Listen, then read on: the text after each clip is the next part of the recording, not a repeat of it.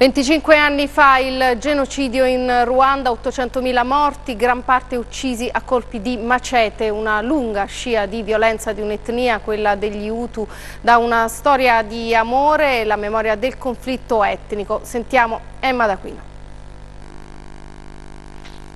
John e Mai Leyan sono sposati da 11 anni. Il loro è un amore che ha sfidato i ricordi di una tragedia. La famiglia di John fu trucidata dal padre della donna che sarebbe poi diventata sua moglie e che oggi lo accarezza con dolcezza. Da bambini vivevano fianco a fianco finché gli Hutu iniziarono a uccidere i Tutsi. Accadeva 25 anni fa, il genocidio che ha segnato il Ruanda. Mio padre aveva 10 mogli e 37 bambini, racconta John. Si sono salvati solo 10 dei miei fratelli, io sono sopravvissuto, ma sono rimasto paralizzato.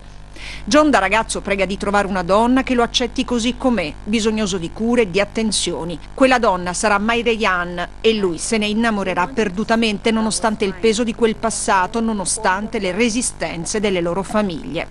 Tutsi, quella di lui, Hutu, quella di lei. Una storia come migliaia nel paese africano di dolore, perdono e riconciliazione dopo la carneficina del 94. In 107 giorni i morti furono oltre 800.000, 1 milione quelli stimati.